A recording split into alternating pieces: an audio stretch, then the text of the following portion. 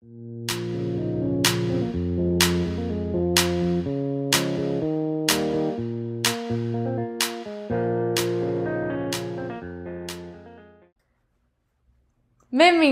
i benvingudes a un nou episodi de S'épanouir avec Laura. Avui tenim una convidada que és valenciana, multilingüe i científica. Benvinguda, Isa Sunyer. Hola. Moltes gràcies per estar així. Estic molt contenta que pugues parlar-nos un poc dels teus estudis, dels idiomes que parles i també tocarem algunes temàtiques com estudiar anglès a l'estranger, que tens experiència en això, o diferents polèmiques sobre el canvi climàtic que estan relacionades amb la teva carrera i el xat GPT, perquè és una novetat que sí o sí havia de parlar en el meu podcast. Així que conta'ns un poquet què és el que estàs estudiant i on ho estàs estudiant i per què. Bueno, pues hola, jo soc Isa. Estic estudiant un doble grau de Ciències del Mar i Biotecnologia en la Universitat Catòlica de València. I això. Molt bé. I per què estàs estudiant aquest doble grau? Què és el que t'ha portat a estudiar aquest doble grau? Perquè ja fa 2 anys. Sí, efectivament. Pues, al principi no hi havia com una cosa així exactament que em diguera has d'estudiar esto així, perquè sí. Però sí que és veritat que sempre m'han agradat molt els taurons i la genètica.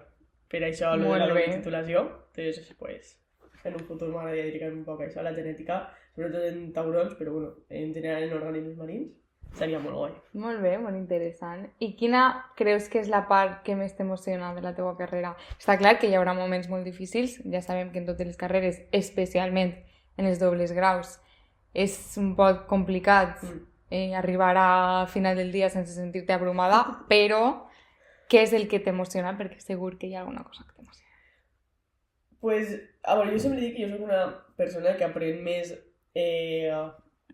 visualment que estudiant de text o de lo que siga. Entonces a mi m'agrada molt les classes que són pues, tipus seminaris pràctics que pues, t'ensenyen i tot el rotllo i les pràctiques de laboratori. Jo crec que com més aprenc és en les pràctiques perquè sempre n'hi ha òbviament pues, una part teòrica darrere de les pràctiques, però tu aprens el que estàs fent, és una cosa molt visual. Entonces, jo crec que és la part que m'agrada són les pràctiques. Molt bé. I has comentat abans que t'agraden molt els taurons. Sí. D'on ve aquesta passió? Perquè has vist algun tauró en la teva vida? En el oceanogràfic. Molt bé, alguna cosa és. Pues sincerament, no te sabria dir. Me pareixen uns animals molt interessants, molt curiosos. N'hi ha mogolló de bitxos, que sé que no s'ha de dir bitxos, però bitxos. Hi ha molts bitxos en el mar, però el tauró té un paper molt important com a depredador perquè controla, entre cometes, les poblacions d'altres organismes marins. Tenen un paper molt, molt important i que estos bitxos porten així, vamos, com els dinosaures. Entonces, com dir que n'hi ha dinosaures vius.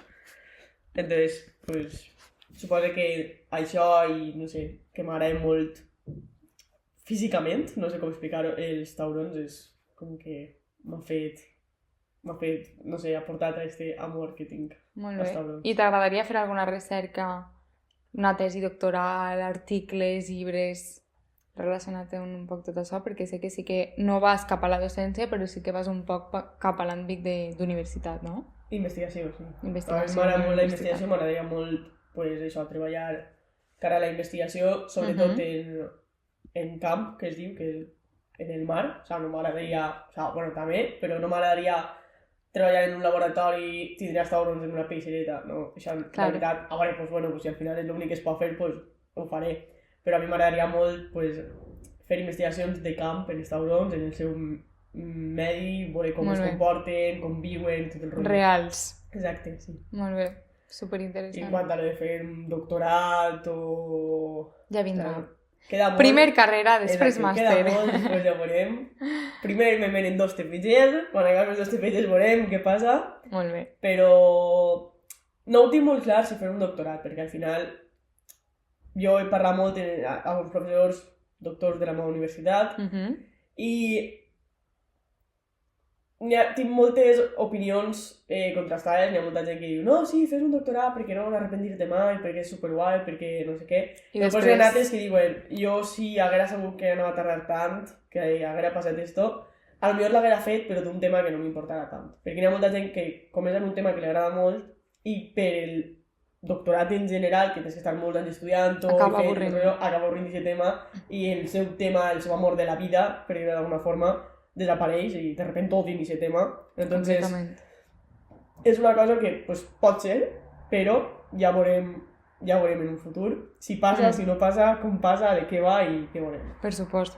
És un aspecte de futur, però a mi sempre m'agrada anar pensant de què és el que m'agradaria o què no és el que m'agradaria. Ja no fer una decisió, perquè està clar que la vida penses que ho tens tot solucionat i de repente, pam, el passa alguna cosa i s'acaba tot, però sempre hi ha que anar pensant. Sí. Així que, ara m'agradaria que parlares d'una cosa que sé que t'agrada parlar i que jo no conec absolutament res, i són les espècies, els animals marins.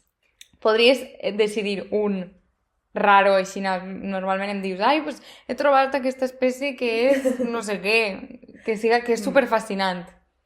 Ensenya'ns alguna cosa d'aquestes coses que nos parlen en aquest podcast. Vale, pues no sé, però m'ha vingut al cap així de primeres les quimeres. Les quimeres és un bicho, vaig a dir bicho per referir-me a animal. Però vale, bicho en positiu. Exacte. Perquè no, jo sé que ho utilitzes... És un bicho en amor. Efectivament. Un bicho en amor. Pues és un bicho que pertany al grup dels taurons i les ratlles. Sí. ¿vale? Els ratlles i els taurons pertanyen als elasmobranquios i després estan les quimeres, que tots estos són condrictios. ¿vale? Pues estos bichos n'hi ha 3 espècies. ¿vale? Són de profunditat, són uns bichos horribles, però horribles! És que més lletjos no poden ser. Intentaré posar una imatge així que vegem perquè no em faig una idea. És que no vas a buscar-ho ara, però... No, clar. Però són bichos superlletjos, es coneix super poc d'ells, són uns bitxarraquets aixina. O sea, no sé si ho heu vist perquè ara ha passat lo del bicho este... Bueno, un bicho. El peix este de les profunditats en Tenerife, no sé si ho has vist, el peix este negre que és aixina. Bueno, aquest bicho viu a 3.000 metres de profunditat. Ai, ja sé el que dius. Ai, sí que... Pues imagina't, quasi més lleig que això. ¿Vale? No, a mi això no m'agrada. I aquest peix no és una quimera, bueno, crec que no és una quimera, tampoc fa molt de cas perquè no sé què bitxo és ixe, però també són bitxos de profunditat, són bitxos bentònics. Bentònics vol dir que viuen en el fondo marino, o sea, que viuen ahí, mengen ahí, tot el rotllo, com si foren caragolets, pues igual. I se sap molt poc d'estos animals perquè entre que viuen en profunditats, que n'hi ha super poquets. O sea, que no sé si es considera que estan en estat d'extinció, o sea, en perill d'extinció, en vulnerabilitat o el que siga, però que n'hi ha molt poqueta informació. I és molt curiós perquè genèticament o evolutivament estan prop dels taurons. Clar, tu veus un tauró de 5 metres i després veus la bitxarraquet i que medís 3 centímetres i dius no me quadra esto. Però bueno, el mateix que els taurons i les ratlles. Estan en el mateix este. Ah, sí? Sí. Però pertanyen a la mateixa família. Claro, tu ves un tauro i ves una ratlla i dius, pues no me quadra. Però aixina és tot. Que fort. Lo de la taxonomia és un poc aixina, és un poc... Igual que reptils, tu saps que les aus i els reptils són el més prop evolutivament que existeix? I tu compares una gallina en una serp i jo no veig pues són el més prop evolutivament. De fet, lo de que el T-Rex va evolucionar en gallina ve per això. Genèticament, un T-Rex i una gallina estan super prop genèticament, evolutivament. O sigui, és que literalment és aixina. Molt interessant, és que no sabia jo això. Això ho posaré en un pic de TikTok. Sí. O sigui, perquè te faig una idea, els tauros, els dinosaures i les gallines estan més prop evolutivament que vosaltres d'un conill o d'un mamífer. Molt fort. Sí. No m'ho imagino. Molt random. Alguna explicació tindrà això. Molt bé, moltes gràcies, m'agrada molt, hem après una nova cosa avui. I ara m'agradaria passar a un tema que sé que t'afecta, que és que com estàs duent aquesta carrera en el sentit teu de poder arribar al final del dia sense sentir-te abrumat, del que ja hem parlat, perquè sé que a banda d'estudiar les 50.000 assignatures que en tens, que, by the way, en són el doble que les que tinc jo, i no per això és que la meva carrera sigui més fàcil o més difícil, però el que ja diem... Són diferents. I a banda estàs fent la beca de col·laboració, que és bàsicament treballar a la universitat, algunes vesprades, alguns matins. A banda no tens un horari fixe, cada setmana et diuen vine tal. Això és per les pràctiques. Bé, perquè van canviar, però ja és una altra cosa. Ja no és que la teva vida estigui superequilibrada i què tal. Com ho dus, si recomanes fer aquesta beca de col·laboració i si recomaneries fer, en general, doble grau, beca de col·laboració i el que estàs fent. Vale, vaig a intentar explicar un poquito desde zero. Context. Yo estoy haciendo un doble grau que, básicamente un doble grau, así en España per lo menos, és que tu tens les 5 assignatures per quatrimestre de la teua carrera principal, per dir-ho forma, que no ciències del mar, i a part tens una assignatura, teòricament, per quatrimestre de la segona carrera. I a part tens un curs més, o sigui, en 5 anys entre les dues carreres. El problema és que este any, no sé per què, suposo que n'hi haurà alguna raó, perquè si no, no té molt de sentit, en compte de tindre una assignatura i una de la segona carrera, una en cada quatri, tinguem les 2 en el primer. Per tant, tinguem les 5 més les 2 de la doble.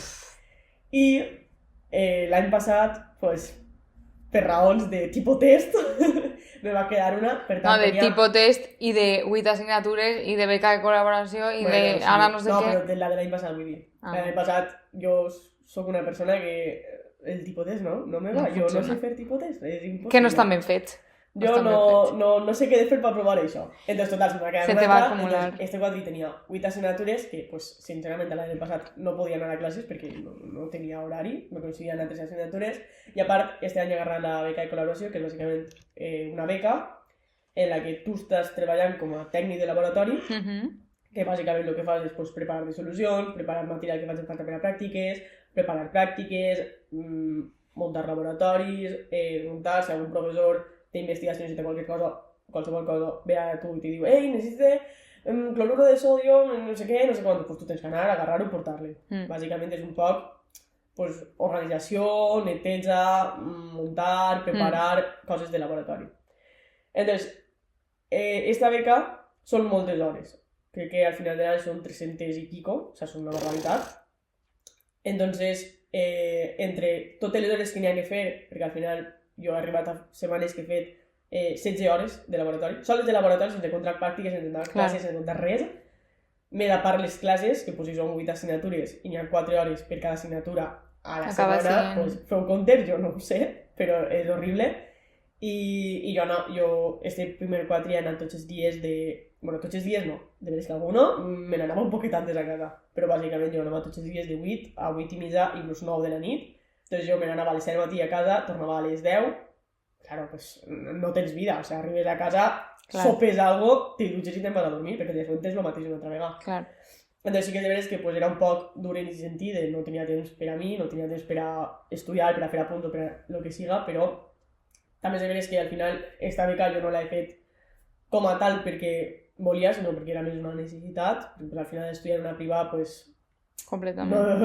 no és gratis, és molt car, i al final esta beca el que fan és te rebaixen un poc els diners que has de pagar mensualment, entonces era una necessitat, necessitava fer-ho, i ho he fet, i estic molt contenta perquè al final, a part de que pel currículum compta molt, que tu poses he estat un any en una beca de col·laboració treballant en els laboratoris d'una universitat, això no ho té qualsevol, literalment, entonces te compta molt per al currículum, també dona molta experiència, perquè al final jo he après moltes coses que al final sí que és que en pràctica potser ho fas, però no ho fas una vegada en la teva vida, i jo potser ho fas 5 vegades a la setmana, vull dir, són coses que aprens que després a l'hora de treballar en un laboratori, quan en la teva vida laboral vas a tindre més experiència, vas a tenir més capacitats que altres persones que potser no han fet això. Entonces sí que és veritat que és una cosa molt guai, après moltes coses, però al final són moltes hores, realment no te paguen res, perquè jo aquests diners no els veig, no descompten de lo que pague de la universitat, però...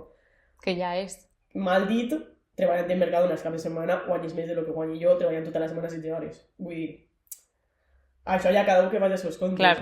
Però... Sí que és de veres que és el que sempre diem, què t'ha portat a treballar en Mercadona? Ara bé, què t'ha portat a treballar Claro, però sí... en la universitat, que a més veus un poc com funciona tot el Sí, que has dit sí. de l'experiència, del currículum, que després vegen, ui, esta xiqueta ha fet Sí, alguna el que més. passa que després jo també, ara que hem començat el segon quatri, tinc alguns professors que jo no els he tingut mai, però he tractat amb ells en el laboratori. Ah, mira. I la primera classe, una de les professores, estaven... Perquè, no sé per què, però és l'única professora que en el que porta de carrera, en la primera classe va dir, ai, pues anem passant cada uno, digueu qui sou i què voleu fer, no? Super.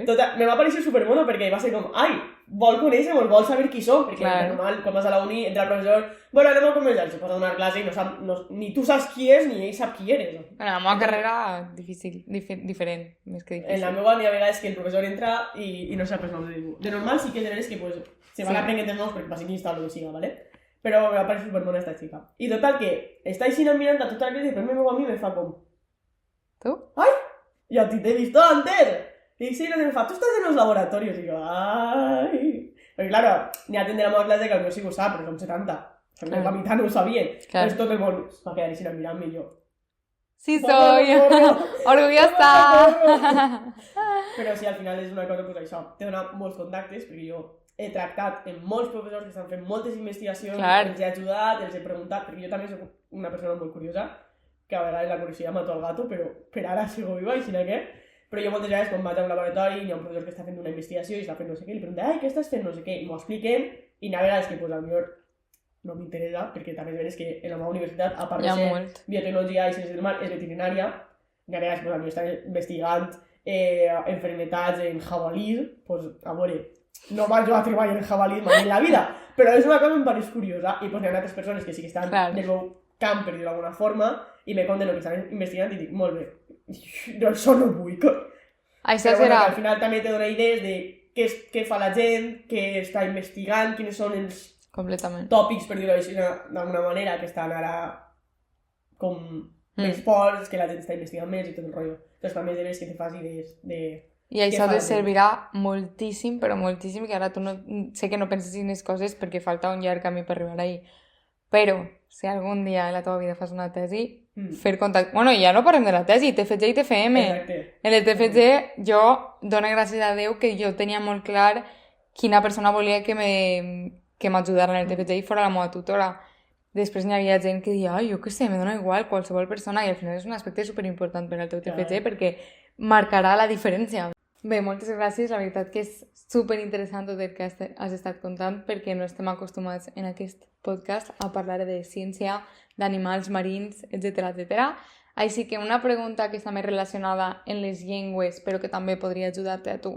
Creus que saber diferents idiomes t'ajuda en el teu camp d'investigació, en la teva carrera, etc etc. perquè ja sabem que parles valencià i espanyol com a llengües nadives, anglès des de tota la vida amb un C2+++, francès un petit peu, j'allais dire, un poquet, i italià des de que eres xicoteta i ara tens algunes nocions. Així que penses que això col·labora en el teu aspecte universitari i investigador? Sí, 100%. Al final les llengües és una cosa que fa falta, al final l'idioma de la ciència és l'anglès, perquè quan publiques algo, totes les publicacions importants, bueno, hi ha altres no importants, però totes les importants sempre estan en anglès. Sí que sabes que hi ha molta gent que fa per anglès i espanyol, i les fa en els dos idiomes, però al final, si vols que la teva investigació arribi a gent, de normal l'has de fer en anglès. Completament. I sí, al final les llengües és molt important perquè sobretot el camp de la biotecnologia és molt mundial, per dir-ho d'alguna forma. Sí.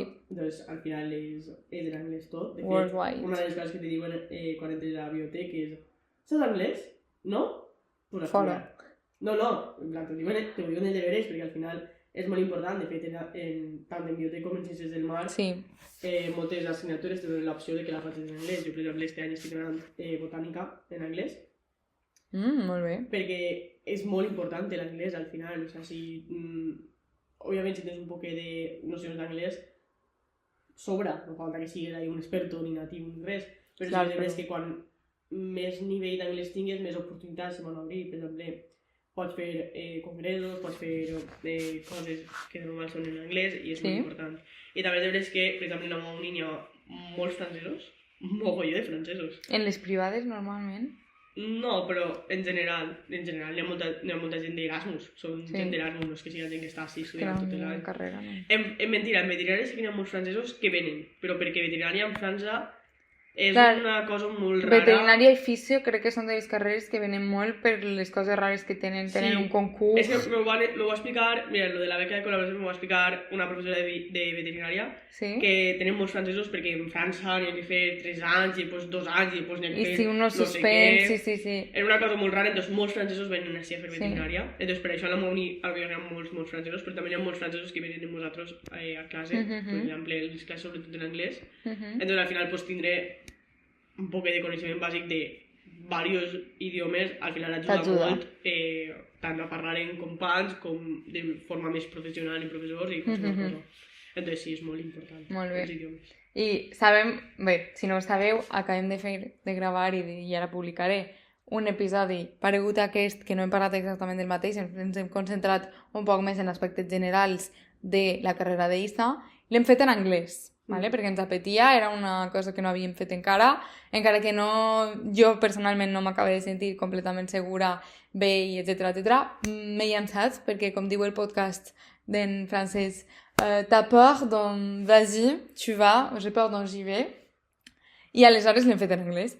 I s'ha vist clarament que Isa té un manejo de l'anglès brutal. I tot això és gràcies a part de el que ja hem comentat en l'altre podcast, de la barbaritat de classes particulars en natius que ha tingut des de xicoteta, també has tingut experiències a l'estranger, que és el que a mi m'interessa, és el que més m'interessa, sobretot perquè jo també les he tingut, i de fet una d'elles va ser en la qual ens vam conèixer, que va ser Canadà. Podries parlar-nos, simplement sintetitzant, què t'ha portat aquestes experiències a l'estranger? Per què penses que és important no estudiar anglès sols en el teu territori xicotet, que no pots fer una immersió lingüística, no com el que vam fer nosaltres a Canadà, que vam anar a Toronto, concretament a Hamilton, i vam tindre una experiència completament immersiva de la llengua anglesa, perquè estàvem a una família, a una acadèmia, tenim amics anglesos, etcètera. A veure, jo crec que al final fer una immersió lingüística en un altre país és una experiència que jo crec que tots hem de viure, si pugueu, òbviament. Completament. Perquè, a part de que coneixes la cultura més des de les arrels, per dir-ho d'alguna forma, perquè òbviament tu vas a Canadà, que bonica, no sé què, la visites i tot el rotllo és molt bonica, però al final viure en casa d'una persona d'allí, en el nostre cas crec que ningú dels nostres eren canadencos, però de veres. La meva host mom era de Croàcia. Però perquè Canadà és això. Exacte. Canadà es tracta d'això. Al final ells viuen allí, s'han més o menys criat allí, tenen les costums d'allí, al final pues, aprens, te claves més en el que és la cultura, te claves més en el que és viure realment en Canadà. A més que al final si la teva idea és millorar el teu anglès, és una opció superbé perquè vas a parlar anglès tot el rato. Si ves com nosaltres ens ho portàvem un poc perquè ho anàvem tots junts. Érem tots espanyols de Xàtiva i vam dir, sí, va. I damunt vam coincidir en un grup de catalans, o sea que és que va ser com, ostres. De Lleida. Y después en uno de México. Es que claro, nos vamos a juntar tots en el cole i entre tots parlaven castellà i tots parlaven català, pues al final mos votaven un poc, però sí que obviament quan tenim les classes, les excursions, quan estàvem fora, quan estàvem en casa, parlaven anglès, o sigui que al final no te pots escapar, saps? O sigui, al final vas a millorar 100%. Entonces jo crec que tot el món ha de fer algun tipus d'immersió, ja sigui en anglès o en qualsevol altra llengua. També pots anar com vas fer tu a França, o si eres de fora i vols aprendre, també pots fer-ho així. Bueno, així no sé si n'hi ha tant de... Sí. Suposo que sí, però en Canadà i als Estats Units... De fet, Ramon Llull organitzar aquestes estàncies lingüístiques. Hi ha una en València, una en Andorra i l'altra en Mallorca, Menorca, pot ser, no sé. No. Em sona a mi, bueno, no recordo exactament bé, crec que és Mallorca, Andorra, València, és que Barcelona van sempre, o sigui, qualsevol estudiant que vol aprendre català se'n va a Barcelona. Vull dir-te... Que mala idea, Mala idea també, o sea, no el malinterpreteu. Pau, te queremos, no malinterpreteu. Però... Perquè al final Barcelona quasi que hi ha més gent que no és de Barcelona que és de Barcelona. Efectivament. No practiques tant el català. I no vol dir que en València en practiques més, perquè pot ser que en Barcelona inclús... Efectivament. Bé, molt bé. El que més m'agrada del que has dit, que m'ha paregut tot superinteressant, ha sigut Cultura. Has mencionat cultura. Sí. Per què és tan important? Vull dir, és que, clar, molta gent es limita a aprendre un idioma lingüísticament, gramaticalment, estructuralment. No. No, N-O. Un idioma és molt més que això. I jo ho he après, òbviament, en la meva carrera i en les meves experiències. Just ahir, de fet, vaig tenir una experiència, spoiler, la meva primera experiència en interpretació, que per a qui no ho sàpiga és bàsicament traduir oralment d'una llengua oral, d'una llengua origen a una llengua meta, i vaig aprendre tot aquest aspecte de uau, lo que costa traduir cultura, perquè la jornalista, la periodista em va dir clar, és que el teu rol és superimportant així, perquè ja no estàs fent un canvi de codi, ja no estàs agafant una llengua i l'estàs passant a l'altra, estàs agafant tot el que entra ahí. Per exemple, l'autor ens va dir una frase que era supercaracterística de la política espanyola i la xiqueta no sabia res de política espanyola, claro, jo li vaig tindre que fer un context.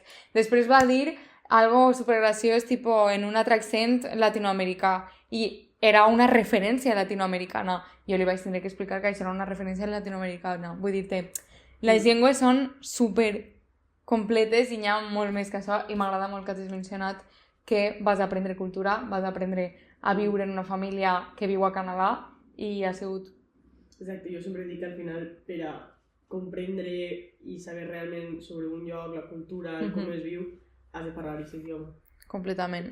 Perquè, per exemple, si tu te'n vas, que se vaig a posar un extrem, te'n vas a Rússia, a Japó, si no parles gens de rus, gens de japonès, al final tu vas a saber el que es veuen tots els turistes. Clar. El lloc més d'esto, el monument no sé qual, però tu no saps com viuen en aquest país. Tu no pots parlar amb la gent per a entendre, saps? No és el mateix que tu te'n vagis a un poblet en Japó, en Rússia, on siga, que parles la llengua, que te pots parlar amb la gent major, perquè ahí aprens cultura, aprens què fa la gent, com viuen realment. No és el mateix que tu, per exemple, igual en Espanya, te'n vas a Madrid,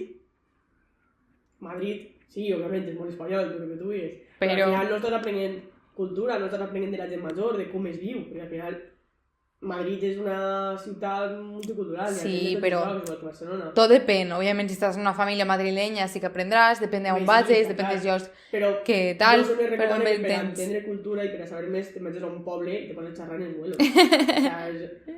També és de veres qui sap més de cultura que els vuelos. També és de veres que quin nivell has de tindre per xerrar en els vuelos.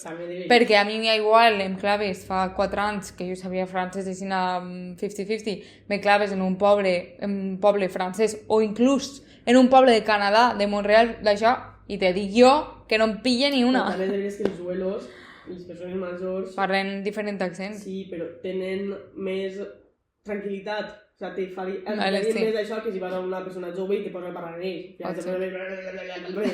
Pues no.